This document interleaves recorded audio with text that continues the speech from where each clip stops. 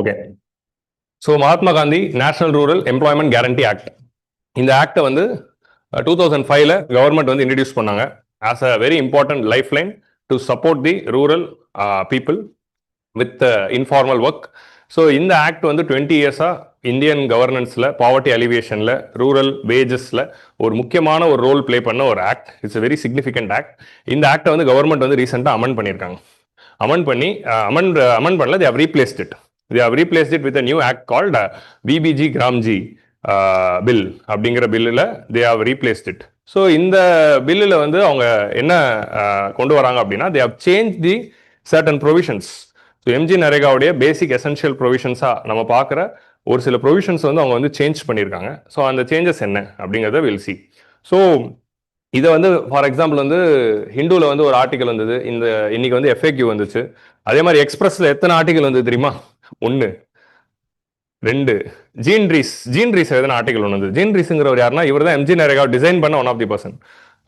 அப்போ prime மினிஸ்டருடைய economic கவுன்சிலில் இருந்த ஒரு எக்கனாமிஸ்ட், ராஞ்சி யூனிவர்சிட்டியில் இருக்கிறவர்.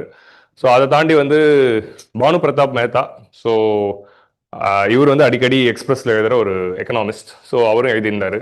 அதுக்கப்புறம் கார்த்திகேயா, இவங்க யாருன்னா, இவங்க வந்து எம்ஜி நரேகா பற்றி நிறைய ரிசர்ச் பண்ணி பேப்பர் போட்டவங்க. அவங்களோட பேப்பரோட சம்மரியை வந்து இதில் வந்து எக்ஸ்பிரஸில் வந்து போட்டிருந்தாங்க. ஏகப்பட்ட ஆர்டிக்கல். அப்புறம் வந்து அருணா ராய், அவங்களும் ஒரு ஆர்டிக்கல் எழுதியிருந்தாங்க. ஸோ ஏகப்பட்ட ஆர்டிகல்ஸ் வந்து we have got with respect to this. எல்லாத்தையும் நான் படித்தேன், எல்லாத்தையும் படித்து, பட் எல்லாத்துலேயும் ஒரே கதை தான் திரும்ப திரும்ப இருக்குது. ஸோ அதை எடுத்து நம்ம டிஸ்கஸ் பண்ணிடலாம். ஸோ இந்த விக்சித் பாரத் கிராமின் விபிஜி ராம்ஜி பில் அப்படின்னா என்னதுன்னா, Viksit Bharat guarantee for rural Ajeevika mission Gramin bill அப்படிங்கிறது தான் இந்த பில்லுடைய ஃபுல் ஃபார்ம். விக்சித் பாரத் அப்போ இந்தியா ரீச் பண்றப்போ ரூரல் வந்து டெவலப் ஆயிருக்கணும், அவ்வளவுதான்.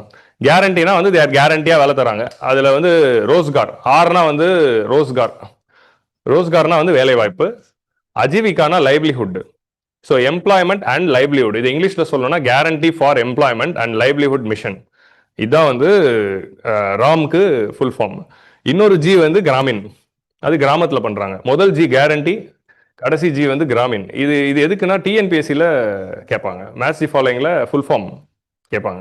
ஸோ அதில் வந்து யூஸ்ஃபுல்லாக இருக்கலாம். ஸோ அதனால இந்த விபி ஜி ராம்ஜி பில்லோடைய அப்ரிவேஷன் என்னன்னு பார்த்துக்கலாம். So it's replacing the MG NREGA act. Okay. So இந்த பில்லுடைய ஃபீச்சர்ஸ் என்ன அப்படின்னு பார்த்தா, first of all before going to this bill, let us have a brief idea about MG Narega. MG Narega was brought to implement the DPSP. எந்த DPSP? Article 41 of the Constitution, which said that states shall, within the limits of its economic capacity, develop and make effective provision for securing right to work. Right to ஒர்க்கை ensure பண்ணுறதுக்கு state வந்து provision start பண்ணுவாங்க அப்படின்னு சொல்லி article 41 அவங்களுக்கு ஒரு directive கொடுத்துருக்காங்க. அந்த ரைட் டு ஒர்க்கை ரூரல் ஏரியாஸில் கொடுக்கணுங்கிறதுக்காக தான் எம்ஜி நரேகா ஆக்ட், அந்த ஆக்டை வந்து கொண்டு வந்தாங்க. ஆல்ரெடி நமக்கு ஏகப்பட்ட இந்த மாதிரி ரூரல் ஏரியாஸில் வேஜ் எம்ப்ளாய்மெண்ட் ஆக்ட் ஸ்கீம்ஸ் வந்து நிறைய பண்ணியிருக்கோம். Jawahar Rozgar Yojana, food for work scheme, இந்த மாதிரி ஏகப்பட்ட ஸ்கீம்ஸ் இருந்திருக்கு. அதில் ஒரு லேட்டஸ்ட் அப்டேட்டாக தான் எம்ஜி நரேகா 2005 வந்து கொண்டு வந்தாங்க. அது ஸ்கீமா இல்லாமல் அது ஒரு கேரண்டியாக ரைட்டாக மாற்றுறாங்க. ஸோ ஸ்கீமா இல்லாமல் right paste approach, you are having this as a right அப்படின்னு சொல்லி 100 நாள் வேலை அப்படிங்கிறது it's a right given, legal right given to Indian citizens அப்படின்னு சொல்லி கொண்டு வந்தது தான் இந்த எம்ஜி நரேகா ஆக்ட். ஸோ இதில் என்ன பண்ணுறாங்கன்னா, informal manual work, 100 days of informal manual work rural ஏரியாவில் எவ்ரி ஹவுஸ் ஹோல்டு வந்து போய் கேட்கலாம். So informal manual work it could be anything with respect to rural infrastructure. So உங்களுக்கு வந்து கெனால் டிக் பண்ணுறது ஆர் அந்த மாதிரி ரூரல் ரிலேட்டடாக குட்டி குட்டி இன்ஃப்ராஸ்ட்ரக்சர் ஒர்க்ஸ் எடுத்துக்கலாம். ஸோ இதில் வந்து நீங்கள் போய் ஜாப் அப்ளை பண்ணால் வித்தின் அ fortnight, அதாவது 15 நாளில் உங்களுக்கு வேலை கொடுக்கணும். 15 நாளில் வேலை கொடுக்கல அப்படின்னா உங்களுக்கு அன்எம்ப்ளாய்மெண்ட் அலவன்ஸ் வந்து கொடுப்பாங்க. ஸோ வேலை செஞ்சு முடிச்சிட்ட பிறகு 15 நாளில் அதுக்கான வேஜ் வரணும். 15 நாளில் வேஜ் கொடுக்கலன்னா அதுக்கு வந்து டிலே, ஏஜை லேட்டாக போட்டால் அதுக்கு டிலேடாக வேஜ் போட்டால் அதுக்கு ஒரு அலவன்ஸ் தராங்க. ஸோ இந்த மாதிரியான ப்ரொவிஷன்ஸ் இருக்கிறாங்க. 50% வந்து உமனுக்கு வந்து கொடுக்கணும் அப்படிங்கிற ப்ரொவிஷன் இருக்கு. அண்ட் இது வந்து சோஷியல் ஆடிட் பண்ணுவாங்க. ஸ்கீம் இம்ப்ளிமெண்ட் பண்ண போகிறது யாருன்னா கிராம் சபா தான். கிராம் சபா தான் வந்து அந்த கிராமத்தில் எத்தனை பேருக்கு வேலை வேணும் அப்படின்னு ஸ்க்ரூட்டனி பண்ணி எம்ஜி நரேகா கார்ட்ஸை டிஸ்ட்ரிபியூட் பண்ண போறாங்க. அப்போ போன வருஷம் வந்து எத்தனை பேருக்கு வேலை கிடைச்சது, அதனால என்ன அசெட் வந்தது, அதனால பயனுள்ளதா இருந்ததா அப்படின்னு ஆடிட் வந்து கிராம் சபா மீட்டிங்ல பப்ளிக்கா எல்லாரும் முடிவு பண்ணுவாங்க. அதை பேஸ் பண்ணி அடுத்த வருஷத்துக்கு எவ்வளவு டிமாண்ட் இருக்கு அப்படிங்கிறதையும் முடிவு பண்ணுவாங்க. ஒவ்வொரு கிராம் சபா லெவல், இது வந்து பாட்டம் அப் ஸ்கீம். ஆக்சுவலி இது பாட்டம் அப் ஸ்கீம். இது சென்ட்ரல் செக்டரா சென்ட்ரலி ஸ்பான்சர்டா அப்படின்னு ஷோரா சொல்லிட முடியாது. இட்ஸ் மிக்ஸ் மாதிரி தான் இருந்தது. ஸோ பாட்டம் அப் ஸ்கீம் கிட்டத்தட்ட சென்ட்ரல் செக்டர் அப்படிங்கிற மாதிரி இருந்துச்சு. எப்படின்னா பாட்டம் அப் அப்படிங்கிறது எப்படி ஒர்க் ஆகுதுன்னா, கிராம் சபா தான் வந்து அந்த கிராமத்தில் எத்தனை பேருக்கு வேலை வேணும் அப்படிங்கிறத சொல்லும். So it's a demand based scheme. Demand based ஸ்கீம்னா மக்கள் எவ்வளோ டிமாண்ட் பண்ணாலும் வந்து இதில் வேலை வாய்ப்பு எடுத்துக்கலாம். அப்போ இந்த ஊரில் இந்த ஸ்டேட்டில் இத்தனை 1000 பேருக்கு தான் வேலை, இல்லை இத்தனை லட்சம் பேருக்கு தான் வேலைங்கிற கேப் இல்லை. எத்தனை பேர் வந்து வேலை கேட்டாலும் வேலை கொடுக்கணும். அதான் வந்து இதோட ஐடியா. அதான் வந்து டிமாண்ட் பேஸ்ட் ஸ்கீம். ஸோ இப்போ லேட்டஸ்டா பண்ண சேஞ்ச் என்ன அப்படின்னா, அது வந்து டிமாண்ட் பேஸ்டா இருந்த ஸ்கீமை சப்ளை பேஸ்டா மாத்திருக்காங்க. சப்ளை பேஸ்டா வந்து அப்போ கவர்மெண்ட் வந்து கேப் பண்ண போறாங்க. இந்தந்த ஸ்டேட்டுக்கு இத்தனை ஆளுக்கு தான் வேலை. ஸோ அப்போ இது வந்து ஒரு ரைட்டா வந்து இந்தியன் குடிமகன் என் கிராமம் வந்து they can ask for a work அப்படின்னு ரைட் பேஸ்டா இருந்தது வந்து ஆன் டிமாண்டா எத்தனை பேர் கேட்டாலும் அத்தனை கொடுக்கணும் அப்படி இருந்ததை வந்து இப்போ கேப் ஃபிக்ஸ் பண்ணி இவ்வளவுதான் தருவோம் அப்படின்னு ஃபிக்ஸ் பண்றாங்க. ஸோ இது வந்து ஃபர்ஸ்ட் சேஞ்ச். ரெண்டாவது சேஞ்ச் வந்து என்னதுன்னா பாட்டம் அப்ல இருந்து டாப் டவுனுக்கு மாறுது. இது வந்து பாட்டம் அப்பா இருந்தது. ஸோ அப்போ கிராம் சபா வந்து தான் முடிவு பண்ணுவாங்க அந்த கிராமத்தில் எத்தனை பேர் வந்து வேலை கேட்குறாங்க, எத்தனை வேலை செஞ்சிருக்காங்க, அடுத்த வருஷத்துக்கு எவ்வளோ தேவைப்படும் அப்படிங்கிறது கிராம் சபா தான் முடிவு பண்ணும். அதே மாதிரி அதுலேருந்து வரக்கூடிய பணத்தில் என்ன வேலை பார்க்கலாங்கிறது கிராம் சபா தான் முடிவு பண்ணும். ஸோ எல்லாமே கிராம் சபா முடிவு பண்ணி தான் எனக்கு இவ்வளோ வேணும்னு டிஸ்ட்ரிக்ட் கலெக்டருக்கு தருவாங்க. டிஸ்ட்ரிக்ட் கலெக்டர் எல்லா கிராமத்தையும் கம்பைல் பண்ணி ஸ்டேட் கவர்மெண்ட் கொடுப்பாரு. ஸ்டேட் கவர்மெண்ட் எல்லா டிஸ்ட்ரிக்ட்டும் கலெக்ட் பண்ணிட்டு சென்ட்ரல் கவர்மெண்ட்டுக்கு அனுப்புவாங்க. அதுக்கேற்ற மாதிரி தான் அடுத்த வருஷம் அவங்களுக்கு பட்ஜெட்ரி அலோகேஷன் வரும். So budgetary allocation is decided based on the requirements of Gram Sabha. So bottom அப்பா இருந்தது. இப்போ எப்படி இருக்க போகுதுன்னா டாப் டவுனா மாறப்போகுது. ஃபினான்ஸ் கமிஷன் மாதிரி சென்ட்ரல் கவர்மெண்ட் ஒரு வருஷத்துக்கு எத்தனை பேருக்கு வேலை தர போறோம், 5 கோடி பேர் அப்படின்னு ஃபிக்ஸ் பண்ணிடுவாங்க. இல்லை 8 கோடி பேர், இப்போ ஆவரேஜா 8 கோடி பேர் வேலை செய்யறாங்கன்னு வச்சுக்கிறோம். இப்போ இருக்கு 8 கோடி பேருக்கு வேலை தரோம் அப்படின்னு முடிவு பண்ணிட்டு அந்த 8 கோடி பேர் வந்து இப்போ ஃபர்ஸ்ட் ஃபிக்ஸ் பண்றாங்க. இது வெர்டிகல் டெவல்யூஷன். ஹாரிசான்டல் டெவல்யூஷன்ல 8 கோடி எப்படி வேரியஸ் ஸ்டேட்ஸ்க்கு பிரிக்க போறோம். தமிழ்நாடுக்கு இத்தனை லட்சம், கேரளாக்கு இத்தனை லட்சம், ஆந்திராக்கு இத்தனை லட்சம் ஃபிக்ஸ் பண்ணிடுவாங்க. அப்போ தமிழ்நாடுக்கு இத்தனை லட்சம் வந்துடும். இத்தனை லட்சம் வந்த பிறகு தமிழ்நாடு ஸ்டேட் கவர்மெண்ட் இப்போ அவங்க வந்து அவங்களோட ரூரல் ஏரியால இப்போ ஸ்பிளிட் பண்ணும் எந்த கிராமத்துக்கு எவ்வளோன்னு. ஸோ அப்போ டோட்டலா டாப் டவுனா மாத்தி இந்த ஸ்கீமோடைய இன்டென்ஷனே வந்து டிஃபீட் பண்ற மாதிரியான ஒரு ப்ரொவிஷனா வந்து they have created in the new bill. So இது வந்து இப்போ டாப் டவுனா மாறுது. So these are all the 2 important changes. அதை தாண்டி வந்து இதில் வந்து அட்டனன்ஸ்லாம் அப்டேட் பண்ணுறதுக்கு ஏகப்பட்ட ஸ்கீம்ஸ்லாம் பார்த்தோம். அது போன வாரம் கூட பார்த்தோம். நேஷனல் மொபைல் மானிட்டரிங் ஆப் இதில் பண்ணுற அசட் எல்லாம் ஜியோ டேக் பண்ணுறாங்க.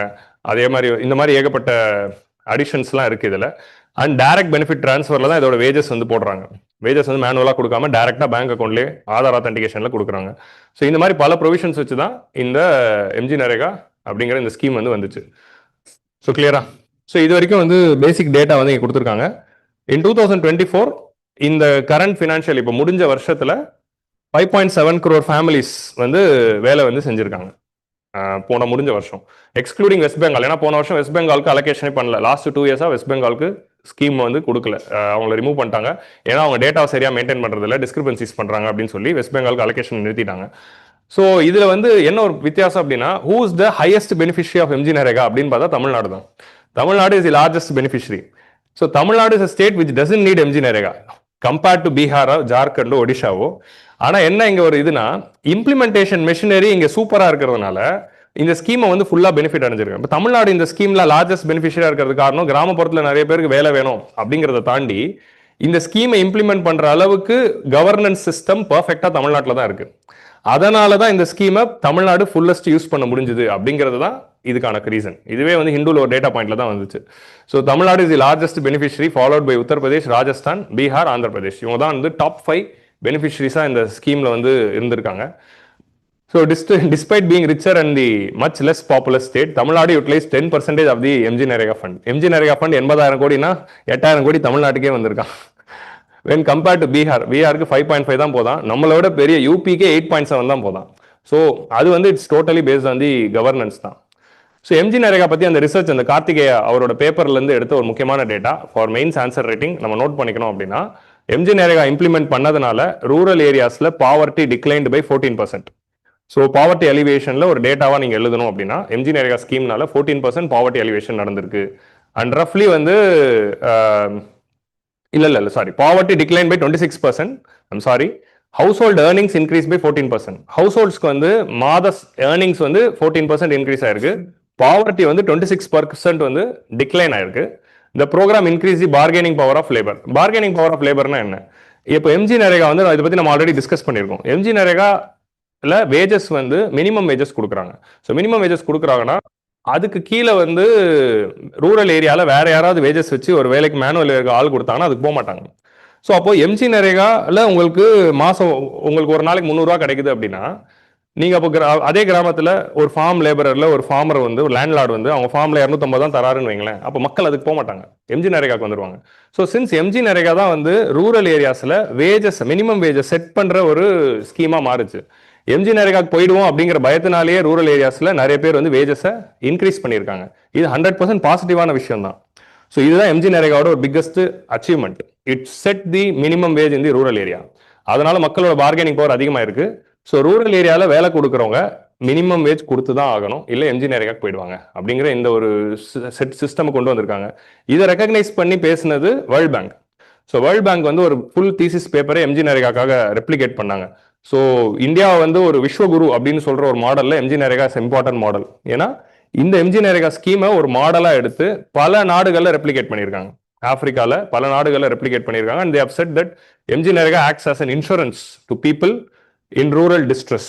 ரூரல் டிஸ்ட்ரெஸ்ல ஃபார்மருக்கு வந்து டக்குன்னு கிராப் ஃபெயிலியர் வருது, இல்லை ஏதோ ஒரு பிரச்சனை வருது அப்படின்னா டக்குன்னு 100 நாள் வேலை திட்டமுக்கு போனால் ஒரு பேசிக் அமௌண்ட் வந்துடும், அதை வச்சுட்டு வாழ்ந்துருவான். ஸோ ரூரல் டிஸ்ட்ரெஸ்ல இருந்து ஒரு இன்சூரன்ஸா இந்த ஸ்கீம் வந்து அமைஞ்சிக்கிட்டு இருக்கு.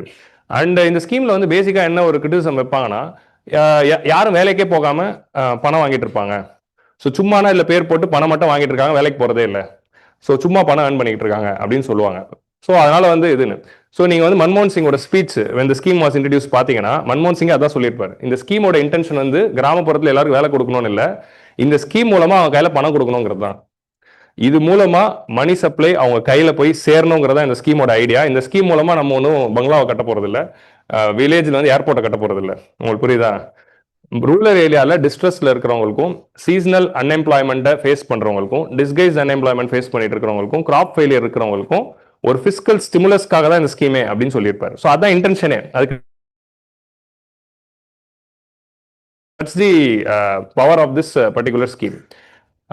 அண்ட் கோவிட்-19ல ஒன் ஆஃப் தி பிக்கஸ்ட் ரெஸ்கியூவரா கவர்மெண்ட் வந்தது இந்த ஸ்கீம் தான்.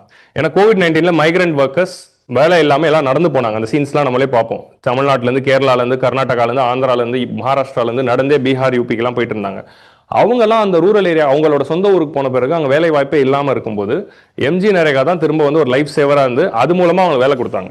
அப்போ என்ன பண்ணிட்டாங்கன்னா அது 200 நாள் வேலை திட்டமாக டெம்பரரியாக மாற்றி ஆத்ம நிர்பர் பாரத் ரோஸ்கார் யோஜனா அப்படின்னு மாற்றி 200 நாள் வேலை கொடுத்தாங்க.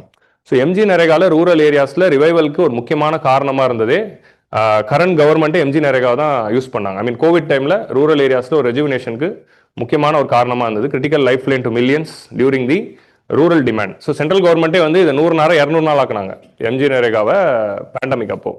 அண்ட் இந்த ஸ்கீமோட அடுத்த அச்சீவ்மெண்ட் என்னதுன்னா women participation. 57% of the beneficiaries are rural women. Women vulnerable செக்ஷன்னா rural women most vulnerable section. So அப்போ அவங்களுக்கு மாசம் கையில் பணம் வர மாதிரியான ஒரு சிஸ்டம் வந்து இந்த ஸ்கீம் வந்து உருவாக்குது. அதான் வந்து இதோட முக்கியமான advantage. 57% at national level. National லெவலில் 57% பெனிஃபிஷரிஸ் அவங்க தான். அண்ட் தமிழ்நாடுல பார்த்தீங்கன்னா 80% பெனிஃபிஷரிஸ் வந்து உமன் தானா. Of the entire beneficiaries 80%. இந்த மாதிரி ஒரு லேபர் ஃபோர்ஸ் பார்ட்டிசிபேஷன் ஸ்கேல் வந்து வேற எந்த ஸ்கீமுமே ரீச் பண்ணதில்லை. அண்ட் இதில் வந்து எஸ்டி பெனிஃபிஷரிஸ் இன் இந்தியா வந்து 19 அண்ட் எஸ்சி பெனிஃபிஷரிஸ் வந்து 18%. ஸோ நார்மல் எஸ்சி எஸ்டி பாப்புலேஷனை விட இந்த ஸ்கீம்ல பெனிஃபிஷரிஸ் அதிகமாக தான் இருக்காங்க. So they are using the benefits.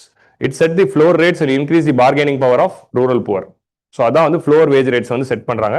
Insurance during the crop failure for farmers அப்படின்னு வருது. இதெல்லாம் வந்து வேர்ல்ட் பேங்குடைய ஃபைண்டிங்ஸ் தான்.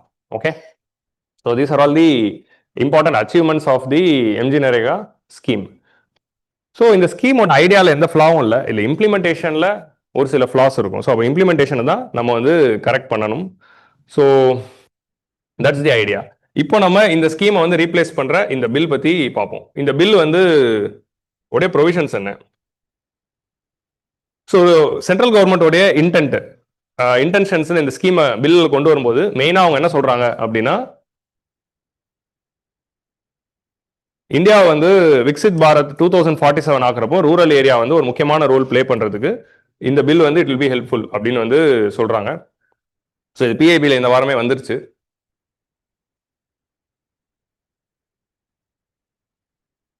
ஸோ ரூரல் ஏரியாவில் வந்து இது வரைக்கும் என்னென்ன ஸ்கீம்ஸ் எல்லாம் கொண்டு வந்திருக்காங்க அப்படின்னு பார்த்தீங்கன்னா, சும்மா பாருங்க, ரூரல் மேன் பவர் ப்ரோக்ராம்னு 1960ஸ்லேயே கொண்டு வந்திருக்காங்க.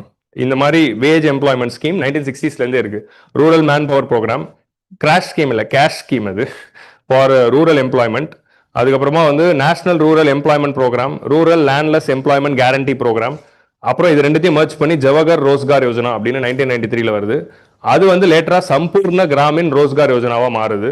அதுக்கப்புறமா அது employment assurance scheme food for work ப்ரோக்ராமா மாறுச்சு. அதுதான் கன்சாலிடேட் ஆகி உங்களுக்கு வந்து எம்ஜி நரேகாவா மாறுச்சு. மகாராஷ்டிரா எம்ப்ளாய்மெண்ட் கேரண்டி ஆக்ட்னு 77ல ஆல்ரெடி வந்திருக்கு. ஸோ மகாராஷ்டிராவில் தான் ஃபர்ஸ்ட் அது கேரண்டியாக கொண்டு வராங்க ஆக்டில். அது நேஷனல் லெவலில் நரேகாவா ஃபர்ஸ்ட் 2005ல கொண்டு வரும்போது நரேகா அப்படிங்கிற பேர் தான் இருந்தது. 9ல தான் வந்து மகாத்மா காந்தியை சேர்த்தாங்க எம்ஜி நரேகா அப்படின்னு. ஸோ அப்போ இந்த ஆக்ட்ல என்ன சொல்றாங்கன்னா 100 நாள் வேலை கேரண்டி அப்படின்னு சொல்றாங்களே, அந்த கேரண்டி ஆஃப் ஜாபை வந்து கொடுக்கறதுக்கு சொல்லிட்டாங்க. இப்போ அந்த ஆக்டோட ப்ரொவிஷனை இம்ப்ளிமெண்ட் பண்றதுக்காக ஸ்கீம் கொண்டு வந்தாங்க. அந்த ஸ்கீம் பேர் தான் Mahatma Gandhi national rural employment guarantee scheme. அது நரேகான்னு இருக்காது, அது எம்ஜி என்ஆர்இ ஜிஎஸ்ன்னு இருக்கும். ஸோ ஜிஏன்னு இருந்தா அது ஆக்ட், ஜிஎஸ்ன்னு இருந்தா தான் ஸ்கீம். உங்களுக்கு புரியுதா? ஆக்ட்ங்கிறது லா, அந்த லாவை இம்ப்ளிமெண்ட் பண்றதுக்காக ஸ்கீம் கொண்டு வராங்க. இப்போ அதே மாதிரி இந்த விபி ஜி ராம்ஜி பில்லுங்கிறது வந்து ஆக்ட், அதை இம்ப்ளிமெண்ட் பண்றதுக்காக கொண்டு வந்த ஸ்கீம் தான் வந்து பூஜ்ய பாபு அப்படின்னு சொல்றாங்க. அது இன்னும் ஃபைனலைஸ் ஆகல. அந்த பூஜ்ய பாபு வைக்கலாமா வேணாமாங்கிறது இன்னும் ஃபைனலைஸ் ஆகல. ஸோ அந்த பூஜ்ய பாபுக்கு இதுக்கு என்ன வித்தியாசம்னா இதுதான் வித்தியாசம். உங்களுக்கு புரியுதா? நான் கரெக்டான பேர் தான் சொல்றேன். பூஜ்ய பாபு கிராம் ரோஸ்கார் யோஜனா அப்படிங்கிற அந்த பேர் இருக்கு. ஸோ அது இன்னும் ஃபைனலைஸ் ஆகல. ஸோ பார்ப்போம். ஸோ இது என்ஹான்ஸ் அன்ஸ்கில் மேனுவல் ஒர்க் கொடுத்துருக்காங்க, Jio tagged assets, deep structural issues. So இது வந்து என்ன ஆச்சுன்னா, இந்த ஸ்கீம்ல வந்து நிறைய ஸ்ட்ரக்சரல் இஷ்யூஸ் இருந்துச்சு. அதே மாதிரி வந்து டிஜிட்டல் அட்டன்ஸை பைபாஸ் பண்றாங்க, நிறைய ஃபண்டை வந்து மிஸ் அப்ராப்ரேட் பண்ண ஆரம்பிச்சிட்டாங்க. அதனால இது மாற்ற வேண்டியதா இருக்கு. அதே மாதிரி இந்த ஸ்கீம் வந்து 20 வருஷத்துக்கு முன்னாடி கொண்டு வந்த போது ரூரல் ஏரியாவோட ஸ்ட்ரக்சர் வேற மாதிரி இருந்தது. இந்த கவர்மெண்டோட இன்டென்ஷன் இந்த பில் என்ன சொல்றாங்கன்னா, இன்னைக்கு ரூரல் இந்தியா 20 வருஷத்துல வேற மாதிரி மாறி இருக்கு. ஸோ இன்னைக்கு இருக்கிற ரூரல் இந்தியாவுக்கு ஏத்த மாதிரி டிசைன் பண்ணி இந்த ஸ்கீமை வந்து நம்ம கொண்டு வந்திருக்கோம். ஸோ அதுக்குனால தான் அது வந்து டிமாண்ட் பேஸ்ட் வந்து சப்ளை பேஸ்ட் தான் மாற்றிருக்கும். ஏன்னா அப்படிங்கிறதா நம்ம கவர்மெண்டோட இன்டென்ட் பார்க்கணும். சி, நம்ம எப்போ யூபிஎஸ்சி ப்ரிப்பரேஷன் பண்ணாலும் 2 காயின்ஸும் பார்க்கணும். கவர்மெண்டோட இன்டென்ஷன் பார்க்கணும், what is the objective of the கவர்மெண்ட்னு பார்க்கணும். ஃபர்ஸ்ட் அதை பார்த்துட்டு அப்புறமா தான் கிரிட்டிசிசம் பார்க்கணும். உங்களுக்கு புரியுதா? So we should balance the both. So the need for the reform rooted in the broad socio-economic changes. It was built in 2005 when rural India has transformed. Poverty level அப்போ வந்து 27% இருந்தது, இப்போ 5% தான் இருக்கு. அதே மாதிரி வந்து ரூரல் ஏரியாவில் கன்சம்ஷன் அதிகமாக இருக்கு, ஃபினான்ஷியல் ஆக்சஸ் வந்து இம்ப்ரூவ் ஆயிருக்கு, வெல்ஃபேர் கவரேஜில் ஏகப்பட்ட ஸ்கீம்ஸ் போட்டு நம்ம வெல்ஃபேர் பண்ணிட்டோம். அதே மாதிரி இப்போ ரூரல் ஏரியாவில் இப்போ கிளைமேட் சேஞ்சுங்கிற இஷ்யூ வந்து பெருசாயிட்டு இருக்கு. அப்போ கிளைமேட் சேஞ்ச் பெருசாகிறப்போ ரூரல் ஏரியாவில் கிளைமேட் அடாப்டேஷன் நம்ம கொண்டு வரணும்.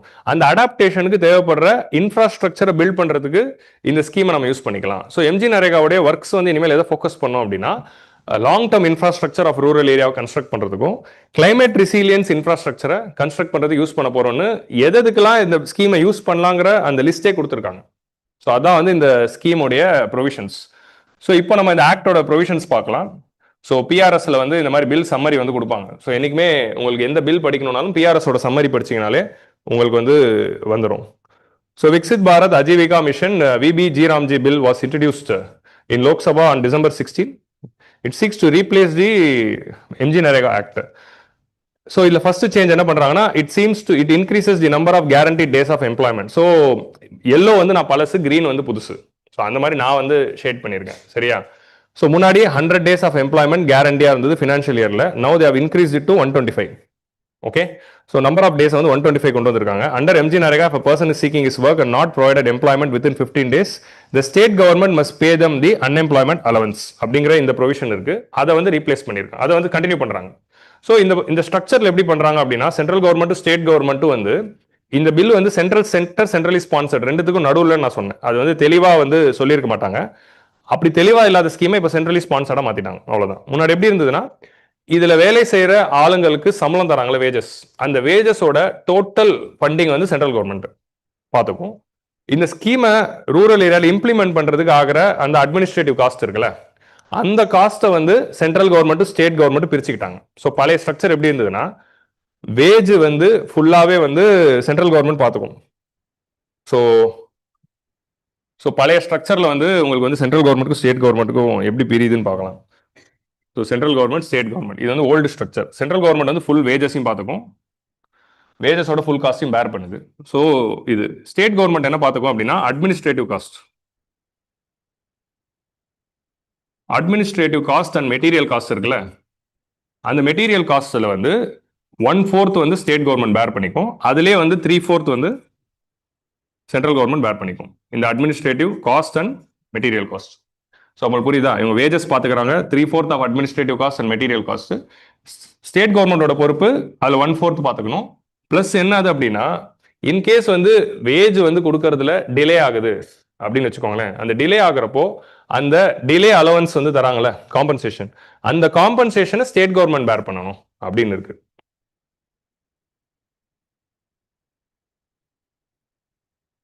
இதுதான் வந்து எக்ஸிஸ்டிங் ஸ்ட்ரக்சர். ஸோ அப்போ இந்த மாதிரி ஒரு ஸ்ட்ரக்சர்ல இருந்ததுனால வேஜஸ் ஃபுல்லாகவும் சென்ட்ரல் கவர்மெண்ட்டே பேர் பண்ணிக்கிட்டதுனால இது வந்து ஒரு சென்ட்ரல் செக்டர் ஸ்கீம் அப்படின்னு சொல்லுவாங்க. முன்னாடி இருந்த ஸ்ட்ரக்சர்ல இந்த செட்டப்ல பார்த்தா கிட்டத்தட்ட 90-10 இருந்துச்சு. ஓகே, ஸோ 90% சென்ட்ரல் கவர்மெண்ட் தர மாதிரி இருந்துச்சு. இப்போ இது டோட்டலா வந்து சென்ட்ரல் கவர்மெண்ட் வந்து கிளியரா சென்ட்ரலி ஸ்பான்சர்ட் ஸ்கீம்னு சொல்லிட்டாங்க. எல்லா காஸ்ட்டுமே 60-40 பிரிக்க போறோம். What ever cost every thing is divided 60-40. ஒரு ஸ்டேட்டுக்கு இவ்வளோ டேஸ்ன்னு கொடுத்துறோம், அந்த டேஸுக்கு ஆகிற செலவில் 60% central government, 60% state government. So உங்களுக்கு புரிஞ்சுச்சா?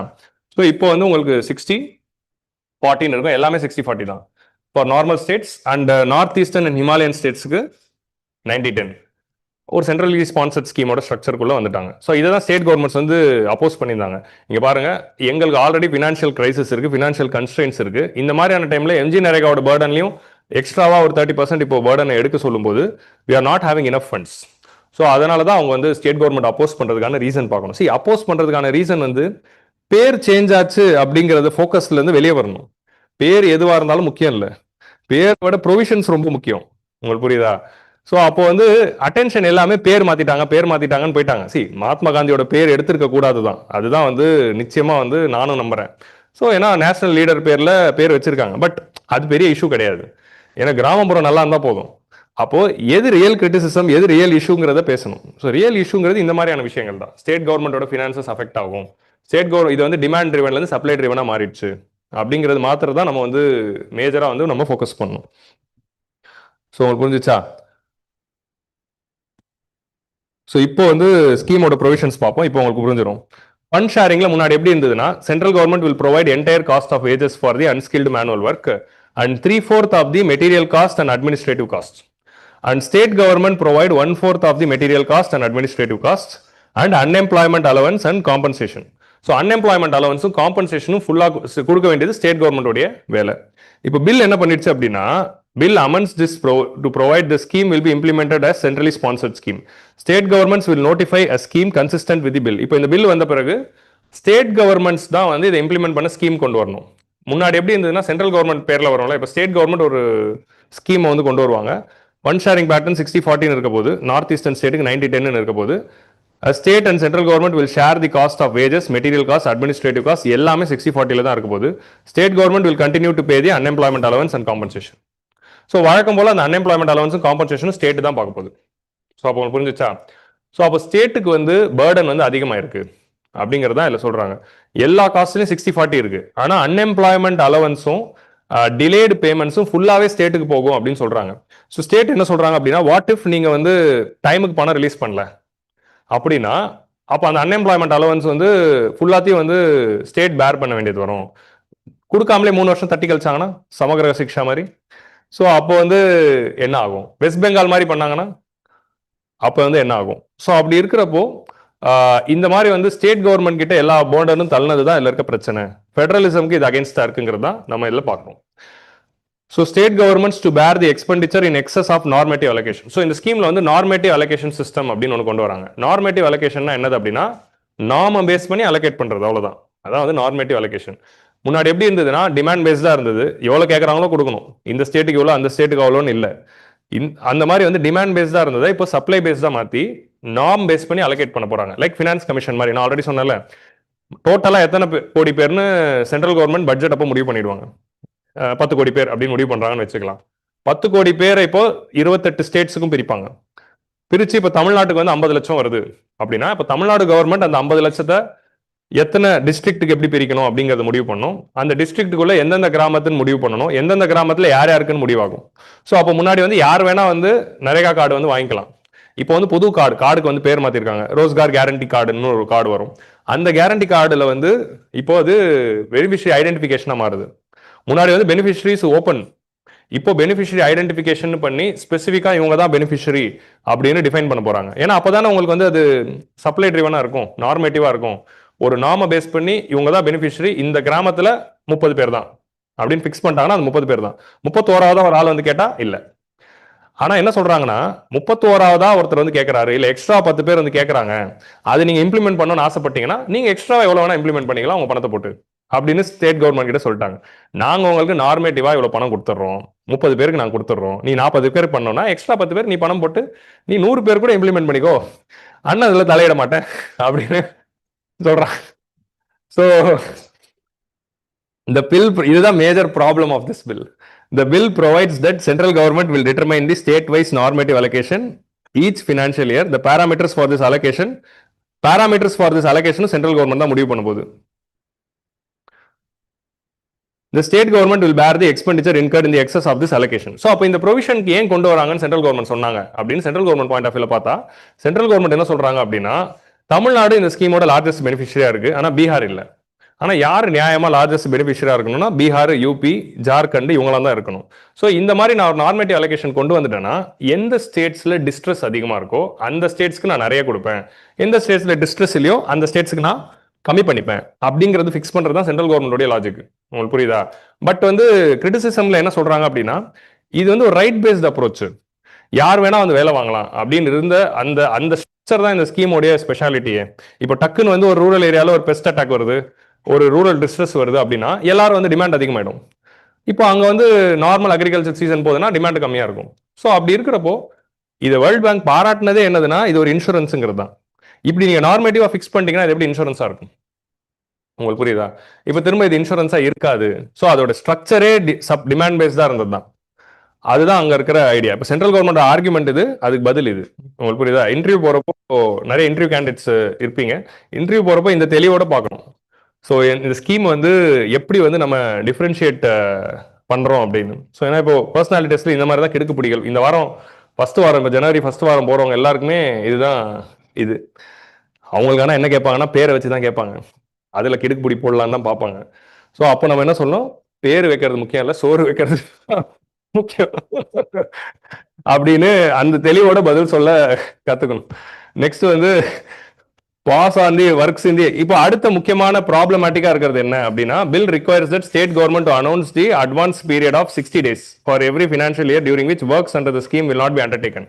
ஸோ நீங்க 365 நாள்ல எப்போ வேணாலும் 100 நாள்ல நீங்க எடுத்துக்கலாம், அப்படிதான் டிமாண்ட் பேஸ்ல இருக்கு. இப்போ என்ன சொல்றாங்கன்னா அக்ரிகல்ச்சர் பீக் சீசன் அப்படின்னு சொல்றாங்க. அக்ரிகல்ச்சர் பீக் சீசன் எப்போனா சோயிங் அண்ட் ஹார்வெஸ்டிங் டைம்.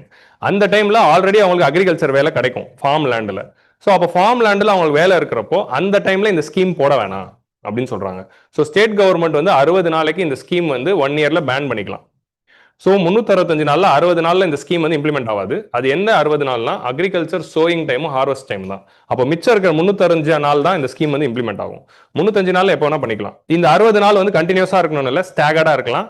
அது அந்தந்த ஸ்டேட் கவர்மெண்ட் அந்தந்த ஸ்டேட் நீடுக்கு ஏற்ற மாதிரி டிசைன் பண்ணிக்கலாம். டிஸ்ட்ரிக்ட் வைஸ் கூட இந்த 60 நாள் வந்து மாற்றி வந்து இம்ப்ளிமெண்ட் பண்ணிக்கலாம். அதெல்லாம் உங்க டிஸ்கிரிப்ஷன் தான் அப்படின்னு சொல்றாங்க. இதோட சென்ட்ரல் கவர்மெண்டோட ஐடியா என்ன அப்படின்னா, பீக் அக்ரிகல்ச்சர் சீசன்ல சோயிங்க்கும் ஹார்வெஸ்டிங்க்கும் லேபரர்ஸோட டிமாண்ட் அதிகமாக இருக்கிறப்போ எம்ஜி நரேகா காம்படிஷனாக இருக்கும்போது எல்லாரும் எம்ஜி நரேகாக்கு வந்துட்டா அக்ரிகல்ச்சர் ப்ரொடக்ஷனும் சோயிங்கும் ஹார்வெஸ்டும் அஃபெக்ட் ஆகுது. அதனால இப்படி ஒரு கேப் வைக்கிறப்போ எல்லாரும் ஃபார்முக்கு அவைலபிளா இருப்பாங்க அப்படின்னு சொல்றது சென்ட்ரல் கவர்மெண்டோட ஆர்குமெண்ட். பட் ஜீன் ரீஸ் மாதிரியான எக்கனாமிஸ்டோட கிரிட்டிசிசம் என்ன அப்படின்னா, இப்போ இந்த எம்ஜி நரேகாவோட ஸ்கீமே வந்து இது வந்து கேரண்டி பண்ணி என்ன பண்ணுச்சுன்னா ரூரல் மினிமம் வேஜை ஃபிக்ஸ் பண்ணுச்சு. இப்போ என்னதுன்னா, எப்போ வந்து ஒரு ஃபார்ம் லேபரர் வந்து ஃபார்ம் வேலைக்கு போகாம எம்ஜி நரேகாக்கு போவாரு அப்படின்னா, வென் ஃபார்ம் லேபரோட வேஜ் வந்து கம்மியா இருக்கிறப்போ, எம்ஜி நரேகால 300 ரூபா தராங்க, அந்த லேண்ட்லார்டு என்ன பண்ணுவாருன்னா 200 ரூபா தான் தருவாரு. அப்போ என்ன பண்ணிடுவாங்கன்னா லேண்ட்லார்டை வந்து மீறி அவங்க 300 ரூபாய்க்கு எம்ஜி நரேகாக்கு போயிடுவாங்க. ஸோ அப்படி போறப்போ landlord is forced to give 300 even during the peak agricultural season. இப்போ என்ன ஆயிடுச்சு, பீக் அக்ரிகல்ச்சரல் சீசன்ல இந்த ஸ்கீம் இம்ப்ளிமெண்ட் பண்ணப்படாது அப்படின்னு சொல்லும் போது அந்த லேண்ட்லார்டு அந்த 60 நாள் வந்து 60 நாள் தான் ஹையஸ்ட் டிமாண்ட் ஆஃப் லேபர் இருக்கும்ல, அப்போ அவர் 200 ரூபாய்க்கு வேலை எடுத்துக்கலாம். உங்களுக்கு புரியுதா?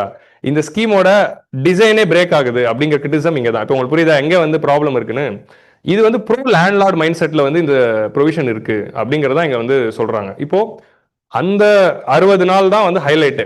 அங்க வந்து அவர் வந்து பேசிக் மினிமம் வேஜை கொடுக்கல அப்படின்னா எல்லாரும் எம்ஜி நரேகாக்கு போயிடுவாங்கிறது தான் ப்ரெஷரு. அதுதான் வந்து நிறைய பீப்புள், நிறைய பொலிட்டீஷியன்ஸ் வந்து இந்த ஸ்கீம், அதாவது லேண்ட்லார்ட் மைண்ட் செட் பீப்புள் எல்லாருமே இந்த ஸ்கீம் கிரிட்டிசைஸ் பண்றதுக்கு காரணமே இதுதான். ஏன்னா அவங்களுக்கு வந்து ப்ரெஷர் ஆகுதுல்ல, அதிக சம்பளம் கொடுத்துடணும்ல ஏழை மக்களுக்கு. அதனாலதான் இந்த ஸ்கீமை வந்து வேணும்ட்டு ஒரு கேம்பெயின் பண்ணி ஹேட் கேம்பெயினை உருவாக்கி இதை பத்தின நெகட்டிவ் பர்செப்ஷனை கிரியேட் பண்ணி வச்சிருக்காங்க. இப்போ அதுக்கு ஃபேவரபிள் பண்ற மாதிரி தான் இந்த ஸ்கீமோட டிசைன் வந்து மாத்திருக்காங்க அப்படிங்கிறது. So that's the entire idea here. இந்த மாதிரி 60 days பீரியட் கொடுத்துருக்க வேணாம் அப்படிங்கிற கிரிட்டிசம். பட் கவர்மெண்டோட ஆர்குமெண்ட் என்னன்னா, அங்க அப்போ அந்த டைம்ல அங்க வேலை பார்க்கட்டும், அது இல்லாத டைம்ல வேலை பார்ப்போம். இப்போ இன்னொரு ஆர்குமெண்ட் என்னன்னா, நம்ம சீசனல் அன்எம்ப்ளாய்மெண்ட் பார்ப்போம். பீக் லேபர் சீசன்ல அங்கேயே வேலை கிடைக்கிறப்போ அங்கேயே சம்பாதிச்சுக்கலாம்.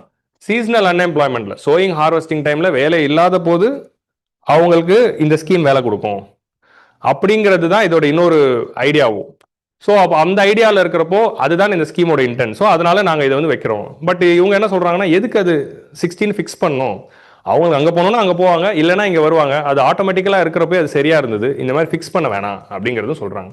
ஸோ சென்ட்ரல் கவர்மெண்டோட ஆர்குமெண்ட்டும் சரியாக தான் இருக்குது, கிரிட்டிசமும் சரியாக தான் இருக்குது. பட் கிரிட்டிசமில் அந்த ஸ்கீமோட கோர் இதை வந்து நம்ம பார்க்குறோம். ஸோ இந்த ஆர்குமெண்ட் புரியுதா?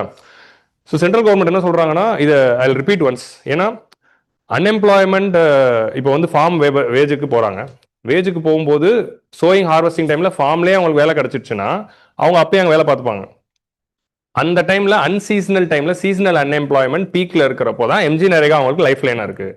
அப்போது ஃபார்ம் சீசனில் 60 நாள் பேன் பண்ணுறதுல என்ன தப்பு இருக்குது? ஏன்னா இந்த மிச்சம் 305 நாள் தானே வேலை கொடுக்கணும். அதனால தான் இந்த 60 நாள் பேன் பண்ணுறோம். ஸோ தட் 365 நாள் இப்போ அவங்களுக்கு சம்பளம் இருக்கும். அந்த 60 நாள் ஃபார்மில் வேலை பார்த்து சம்பாதிப்பாங்க. மித்தம் 365 நாள் 125 நாள் வந்து இங்கே வேலை பார்த்து சம்பாதிப்பாங்க. 365 டேஸும் பணம் வரும் அப்படிங்கிறது சென்ட்ரல் கவர்மெண்டோட ஆர்குமெண்ட். ஸோ உங்களுக்கு புரியுதா? போத் சைட்ஸ் ஆஃப் தி காயினும் நம்ம வந்து படித்து கொண்டு போகணும். உங்களுக்கு இந்த அப்ரோச் தான் சிவில் சர்வீஸ் ப்ரிப்பரேஷனில் ரொம்ப ரொம்ப important. So that's the idea here. Next வந்து planning framework. Under MG Narega, Gram Panchayat are responsible for identifying the projects in their area under the scheme. The bill retains this and requires them to prepare a plan for their works. So Gram Panchayats தான் responsible for identifying the projects இருக்காங்க. But என்னதுன்னா, நீங்க தான் project identify பண்ணணும், ஆனா இந்த 4 ஏரியால தான் பண்ணணும் அப்படின்னு சேர்த்துருக்காங்க. உங்களுக்கு புரியுதா?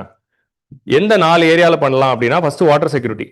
ரூரல் ஏரியால வாட்டர் செக்யூரிட்டி என்ஷோர் பண்றதுக்கு, பேசிக் ரூரல் இன்ஃப்ராஸ்ட்ரக்சர் என்ஷோர் பண்றதுக்கு, livelihood related infrastructure, mitigation of extreme weather events. இது 4த்துல என்ன இருக்குங்கிறத பார்ப்போம்.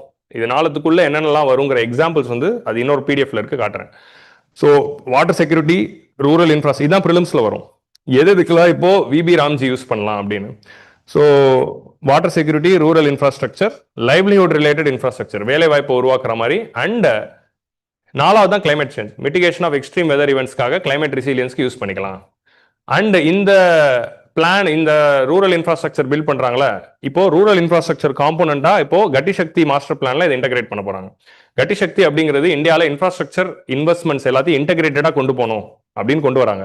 இப்போ ஃபார் எக்ஸாம்பிள் கட்டி சக்தி ப்ரோக்ராம் படி ரூரல் இன்ஃப்ராஸ்ட்ரக்சர்ல ஒரு பர்டிகுலர் இன்ஃப்ராஸ்ட்ரக்சரை இன்ஃபோர்ஸ் பண்றதுக்கு வேலை ஆட்கள் தேவை அப்படின்னா எம்ஜி நரேகா யூஸ் பண்ணிக்கலாம். ஸோ அப்போ they have integrated MG NREGA with Gati Shakti. And so that கட்டி சக்தி எதுக்கு கொண்டு வந்தாங்கன்னா, இன்ஃப்ராஸ்ட்ரக்சர் இன்வெஸ்ட்மெண்ட், ஆல் தி செக்டரோட இன்வெஸ்ட்மெண்ட்டும் கோஆர்டினேட்டடா போகணும் அப்படிங்கிறது கொண்டு வந்தாங்க.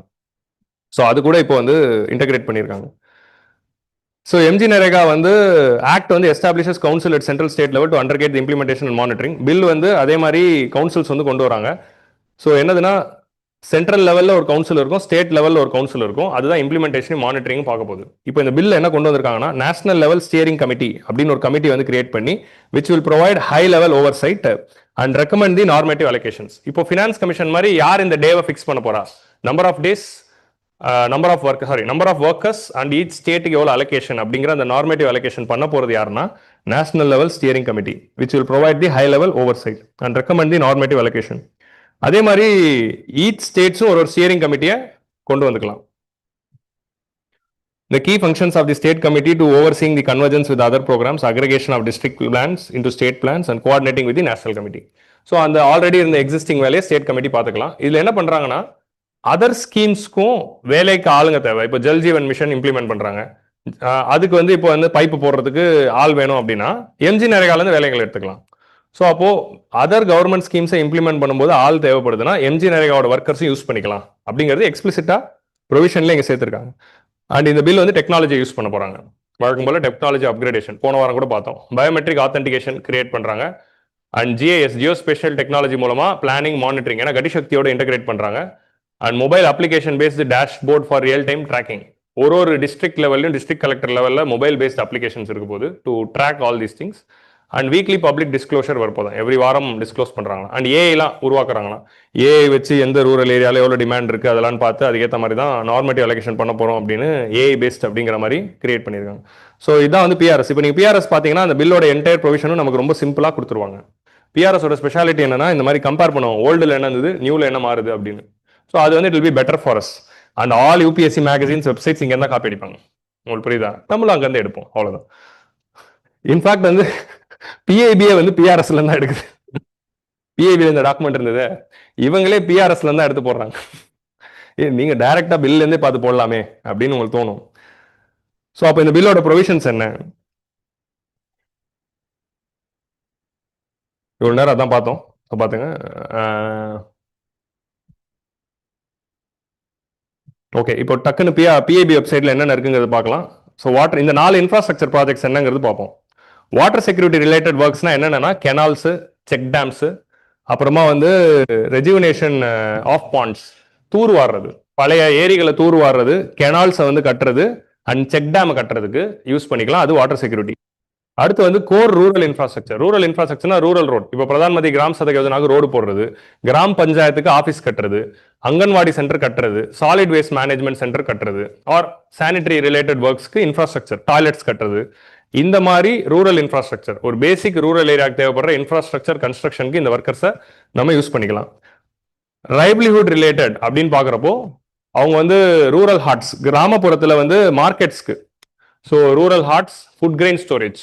இப்போ national level food grain storage mission ஒன்று கொண்டு வந்து கோஆபரேட்டிவ்ஸ்க்கு இந்தியா ஃபுல்லாகவே நம்ம இந்தியாவில் ஒரு அக்ரிகல்ச்சரில் இருக்கிறது ஸ்டோரேஜ் இஷ்யூ தான். ஸோ அப்போ அந்த ஸ்டோரேஜ் இஷ்யூ சரி பண்ணுறதுக்கு ஆல் இண்டியா லெவலில் எல்லா கிராமப்புறத்துலையும் ஸ்டோரேஜை பூஸ்ட் பண்ணணும் அப்படின்னு சொல்லி மினிஸ்ட்ரி ஆஃப் கோஆபரேஷன் கீழே ஒரு ஸ்கீம் லான்ச் பண்ணியிருக்காங்க. கோஆபரேட்டிவ் ஃபுட் ஸ்டோரேஜ் ஸ்கீம் அப்படிங்கிற மாதிரி ஒரு பேரில். அதுக்கு தேவைப்படுற ரூரல் ஸ்டோரேஜ் இன்ஃப்ராஸ்ட்ரக்சர்லாம் இதில் கட்டிப்பாங்க. ஃபுட் கிரெயின்ஸை ஸ்டோர் பண்ணிக்கிறது, அந்த மாதிரியான விஷயங்கள். And work sheds for self help group. Self help குரூப்லாம் ஒர்க் பண்ணுறதுக்கு ஆஃபீஸ் ஆர் டெய்ரி இன்ஃப்ராஸ்ட்ரக்சர், இது வந்து லைவ்லிஹுட் ரிலேட்டட் இன்ஃப்ராஸ்ட்ரக்சர். இதை கட்டுறதுக்கும் அவங்க வந்து யூஸ் பண்ணிக்கலாம். அந்த 4 ப்ரொவிஷன்ஸையும் நான் காட்டுறேன்னு சொன்னல, அதுதான் இது. ஸோ அவங்களுக்கு வந்து தே ஆர் கிரியேட்டிங். நெக்ஸ்ட் வந்து special works for extreme weather events. இப்படி பார்த்தா எனக்கு ஒன்றுமே தெரியல. உங்களுக்கு நேரடியாக பார்த்தா தெரியுதா? ஆனால் அங்கே டிஜிட்டலில் சூப்பராக தெரியுது. டிவியில் அங்கே தெரியுதா? அதெல்லாம் அதான் பிரச்சனை, ரெசல்யூஷன் இஷ்யூஸாக இருக்கு. இருங்க, பிரிண்ட் ஆகுதா? ஸோ கடைசியாக என்ன கொண்டு வராங்கன்னா special works for extreme weather இவெண்ட்ஸில் construction of cyclone, flood shelters, embankment, forest fire management. So disaster management related infrastructure வந்து கன்ஸ்ட்ரக்ட் பண்ணுறாங்க. எனக்கு இங்கேருந்து ஒன்றுமே தெரில, ஸ்க்ரீனில் பார்த்தா தான் தெரியுது. இப்போ புரிஞ்சுச்சா? இந்த ஏரியாஸ்க்கு தான் எம்ஜி நரேகா ஒர்க்கர்ஸை யூஸ் பண்ணணும் அப்படின்னு ஃபிக்ஸ் பண்ணிட்டாங்க. இதுக்கு முன்னாடி அது இல்லை, இப்போ ஃபிக்ஸே பண்ணிட்டாங்க இதுக்கு தான் யூஸ் பண்ணணும் அப்படின்னு. ஸோ இதுதான் தான் ப்ரிலிம்ஸில் வரும். எது விச் ஆஃப் தி ஃபாலோயிங் ஆக்டிவிட்டீஸ்க்கு எம்ஜி நரேகாவை யூஸ் பண்ணிக்கலாம் அப்படிங்கிறது கேட்பாங்க. இல்லை விபி ராம் யூஸ் பண்ணிக்கலாம். So all assets created under the scheme வந்து Viksit Bharat national rural infrastructure stack அப்படிங்கிற ஒரு போர்ட்டல் வந்து கிரியேட் பண்ண போறாங்க. நேஷனல் ரூரல் இன்ஃப்ராஸ்ட்ரக்சர் ஸ்டாக்னா என்ன அப்படின்னா இந்தியா ஃபுல்லா எம்ஜி நரேகா மூலமா கட்டுற இன்ஃப்ராஸ்ட்ரக்சர் எல்லாத்தையுமே டாக்குமெண்ட் பண்ணி ஸ்டோர் பண்ண போறாங்களாம் digitally. Ensuring unified coordinated national development strategy, planning and decentralise. So இது மூலமா பிளானிங் அதெல்லாம் பண்றாங்க. ஸோ விக்சித் பாரத் கிராம் பஞ்சாயத் பிளான்ஸ் அப்படிங்கிற பிளான் வந்து டிஸ்ட்ரிக்ட் லெவலில் கிராம் பஞ்சாயத் லெவலில் பிளான் பண்ணி ரெடி பண்ண போறாங்க. சரி, முன்னாடி எப்படி இருந்ததுன்னா எதுக்கு வேணா யூஸ் பண்ணிக்கலாம். இப்போ இந்த 4 விஷயத்துக்கு எதுக்கு வேணா யூஸ் பண்ணிக்கலாம். அது எதுக்கு யூஸ் பண்ண போறாங்கிறது பஞ்சாயத்து தான் முடிவு பண்ண போகுது. அதை முடிவு பண்ணி அதை வந்து இந்த போர்ட்டல்ல அப்டேட் பண்ணுவாங்க. அந்த பிளானை தான் விக்சித் பாரத் கிராம் பஞ்சாயத் பிளான் அப்படின்னு சொல்றாங்க. ஸோ விக்சித் பாரத் கிராம் பஞ்சாயத் பிளான் நரேகாவுக்கும் இதுக்கும் கம்பேர் பண்றாங்க. ஸோ இது எல்லாமே பார்த்துட்டோம். ஸோ ஃபினான்ஷியல் ஷிஃப்ட் பற்றியும் நம்ம பார்த்துட்டோம்.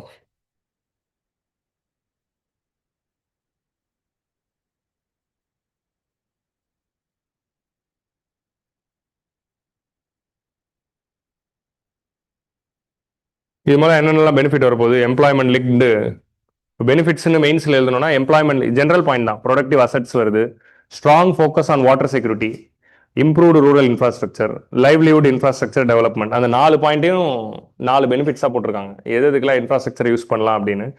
ஹையர் ஹவுஸ் ஹோல்ட் இன்கம் 100-125 ஆக்கிறதுனால எக்ஸ்ட்ரா 25 நாள் வேலை வாய்ப்பு கிடைக்குது. ரெடியூஸ்டு டிஸ்ட்ரெஸ் மைக்ரேஷன், அதே மாதிரி வந்து கிராமத்திலேயே வேலை கிடைக்கிறதுனால மைக்ரேஷன் குறைக்கப்படும். டிஜிட்டல் சிஸ்டம் வரதுனால டிரான்ஸ்பரன்சி அக்கௌண்டபிலிட்டிலாம் இம்ப்ரூவ் ஆகும் அப்படிங்கிறது எழுதுறாங்க.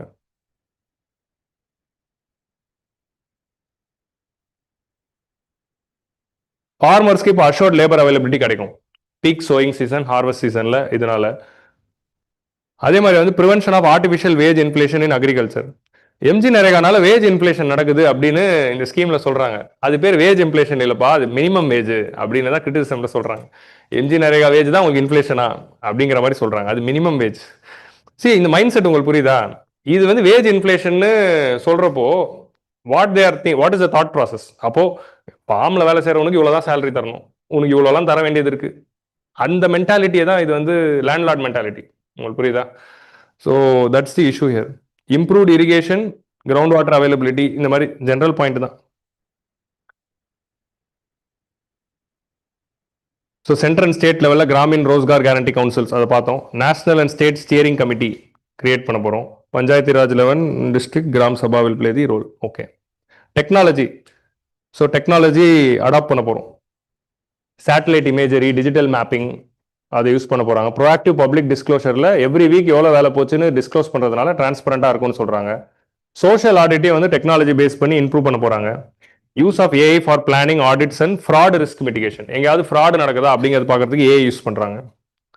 ஸோ இதெல்லாம் வந்து நீங்கள் அட்வான்டேஜஸ் இ கவர்னன்ஸில் டெக்னாலஜி அதுக்கெல்லாம் யூஸ் பண்ணிக்கலாம். ஸோ எம்ஜி நரேகா வந்த பிறகு பார்ட்டிசிபேஷன், டிஜிட்டைசேஷன், டிரான்ஸ்பரன்சி இம்ப்ரூவ் ஆனாலும் நிறைய வீக்னஸ் வந்துருச்சு. இந்த புது பில் வந்து modern, accountable, infrastructure focused frame ஒர்க்கா உருவாக்கும் அப்படின்னு சொல்லியிருக்காங்க. ஜென்ரல் பாயிண்ட்ஸ் தான். ஸோ கிளியரா? இதுதான் வந்து ப்ரொவிஷன்ஸ். இப்போ வந்து நம்ம I think we almost discuss everything. So அதனால வந்து ஸ்லைட்ஸில் எதுவுமே இருக்காது. So quickly will run through it. Applications without fund. State கவர்மெண்ட்ஸ்க்கு வந்து ஆப்ளிகேஷன்ஸ் இருக்கு, ஆனால் ஃபண்டிங் இல்லை. அதான் வந்து ஒரு மிகப்பெரிய பிரச்சனையா இருக்கு. அடுத்து வந்து டிஸ்கரேஜிங் ஸ்டேட்ஸ். முன்னாடி ஸ்டேட்ஸுக்கு எல்லா பணமும் சென்டர்ல இருந்து வருங்கிறதுனால தைரியமா இம்ப்ளிமெண்ட் பண்ணாங்க. இப்போ பணம் வராததுனால இதை இம்ப்ளிமெண்ட் பண்றதுக்கு ப்ரோஆக்டிவா ஸ்டேட்ஸ் இருப்பாங்களா அப்படிங்கிற இந்த கொஸ்டின் வந்து ரைஸ் பண்றாங்க. Normative allocation, top down process இதெல்லாம் பார்த்தாச்சு. Bill will help ensure the poor states will get larger funds, அதையும் பார்த்தாச்சு. ஸோ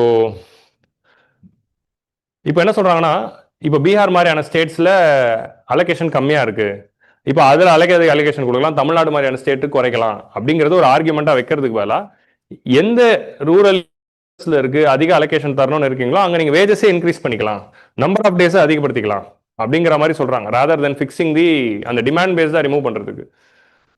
இப்போ இந்த நம்பர் ஆஃப் டேஸை வந்து நேஷனல் லெவல் ஸ்டியரிங் கமிட்டி தான் முடிவு பண்ண போகுது அப்படிங்கிறதுனால நம்பர் ஆஃப் ஒர்க்கர்ஸை அதில் பொலிட்டிசைசேஷன் நடக்க வாய்ப்பு இருக்கு. இப்போ வெஸ்ட் பெங்காலில் நடந்த மாதிரி எல்லா ஸ்டேட்டுக்கும் கம்மி நம்பர் ஆஃப் ஒர்க்கர்ஸ் வந்து அலோகேட் பண்ணிட்டாங்கன்னா, தமிழ்நாடுக்கு 5 லட்சம் தான் இல்லை 1 லட்சம் தான் அப்படின்னு சொல்லிட்டாங்கன்னா, அப்போ வாட் வில் ஹேப்பன் அப்படிங்கிறது.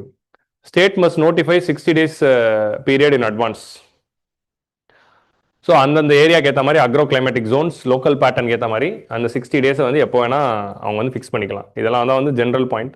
பொலிட்டிசைசேஷன் அண்ட் அது ஒரு இஷ்யூவாக இருக்கு. Bargaining capacity. அடுத்து வந்து raising the number. Central government இன்னொரு முக்கியமான அனௌன்ஸ்மெண்ட் என்ன அப்படின்னா, 100-125 ஆகியிருக்கும். That's a very big social security அப்படிங்கிறது.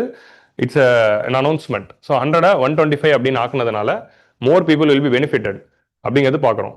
ஆனால் இதில் ஐரனி என்ன அப்படின்னா, ஆல்ரெடி எம்ஜி நரேகால ஃபர்ஸ்ட் 100 நாள் வேலை கொடுத்தாங்களா? நீ 100 வந்து ஒருத்தர் சொன்னார், நீ 100 250 கூட ஆக்கிக்கோ, நீ முதல்ல 100 இம்ப்ளிமெண்ட் பண்ணியா? 100 இம்ப்ளிமெண்ட் ஆக போறது இல்லை. அப்போ 125 ஆக்கிட்டோங்கிறது எப்படி அச்சீவ்மெண்ட் ஆகும்? முதல்ல 100 ஆக்கல. ஏன்னா என்னதுன்னா, number of household completing 100 days stood at 40 lakh. போன வருஷம் 8 கோடி பேர் அப்ளை பண்ணாங்களே, அதுல 40 லட்சம் பேர் தான் 100 நாள் வேலை செஞ்சிருக்காங்க. வேற யாருக்குமே 100 நாள் கிடைக்கல. அப்போ 100 125 ஆக்குனா என்ன, 225 ஆக்குனா என்ன? அதனால எந்த பெனிஃபிட்டும் வரப்போறது இல்லையே அப்படிங்கிறது தான் major argument. So it's just a cosmetic measure தான் இந்த நம்பரை வந்து ஏத்துனது. அதே மாதிரி வந்து சென்ட்ரல் எம்ப்ளாய்மெண்ட் கேரண்டி கவுன்சில்னு ஒரு கவுன்சில் உருவாக்குறாங்களே, அதுல வந்து எம்ஜி நரேகா ஆக்ட்ல வந்து மெம்பர்ஸ்ல வந்து 1/3 மெம்பர்ஸ் உமனா இருக்கணும், அதே மாதிரி 1/3 மெம்பர் எஸ்சி எஸ்டி ஓபிசியா இருக்கணும் அப்படிங்கிற ஒரு ப்ரொவிஷன் எம்ஜி நரேகா ஆக்ட்ல இருந்துச்சு. ஆனா ராம்ஜி ஆக்ட்ல வந்து அந்த ப்ரொவிஷன் வந்து ரிமூவ் பண்ணியிருக்காங்க. சென்ட்ரல் கவர்மெண்ட் லெவலில் கவுன்சில் வரணும்னு பார்த்தோம்.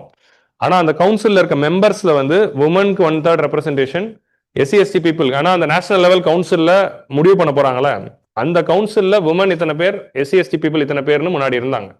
இப்போ அந்த ப்ரொவிஷன் வந்து ரிமூவ் பண்ணியிருக்காங்க. Under MG NREGA 2005 central employment guarantee கவுன்சில்ல statutorily 1/3 women, 1/3 SC STs and OBCs and minorities இருக்கணும் அப்படின்னு இருக்கு. இப்போ ஃபார்ம் பண்ண சென்ட்ரல் கிராமின் ரோஸ்கார் கேரண்டி கவுன்சில்ல அந்த கிளாஸே ரிமூவ் பண்ணிட்டாங்க.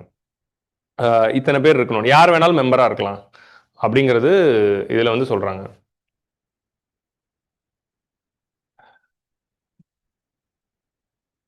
ஸோ புரிஞ்சுச்சா?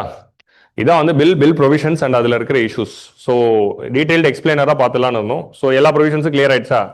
இப்போ நேம் சேஞ்சில் வந்து மகாத்மா காந்தி அப்படிங்கிற ஒரு பேர்ல கிராம் ஸ்வராஜ் அப்படிங்கிற அந்த ஐடியால தான் அவரோட பேர் வந்து இந்த ஸ்கீமுக்கு வச்சாங்க. So Mahatma Gandhi would be the ideal name for such a scheme அப்படிங்கிறது தான் வந்து நம்ம பார்க்குறோம். பட் நேம் சேஞ்சில் வந்து இப்போ அதுக்காக வந்து இப்போ ரெண்டு ஆர்குமெண்ட் இருக்கு. இப்போ இந்த ஸ்கீம் வந்து ஜி ராம்ஜி அப்படின்னு கடவுள் பேர் வந்து வச்சிருக்காங்க, ராமர் பேர் வந்து வச்சிருக்காங்க. ஸோ காந்திஜியே வந்து ராமராஜ்யா தான் கொண்டு வரணும்னு ஆசைப்பட்டாரு. அதனால ராமுங்கிற பேர் வைக்கிறதுல தப்பு இல்லை அப்படின்னு ஆளும் கட்சி சொல்லுது. காந்திஜியே ராமராஜா தானே வரணும்னு ஆசைப்பட்டாரு, அதுக்கு காந்திஜி பேரே வைக்கலாமே அப்படின்னு எதிர்கட்சி சொல்லுது. ஸோ இதுதான் வந்து இந்த ஸ்கீமோட பேர்ல வந்து இப்போ சண்டை போட்டுக்கிட்டு இருக்காங்க. ஸோ பேரை விட வந்து ப்ரொவிஷன்ஸ் தான் ரொம்ப முக்கியம். பேர் எதுவாக இருந்தாலும் நமக்கு ப்ராப்ளம் இல்லை, ப்ரொவிஷன்ஸ் தான் வந்து it's very very important. So கிளியரா? ஸோ இதான் வந்து விபிஜி ராம்ஜி பில்.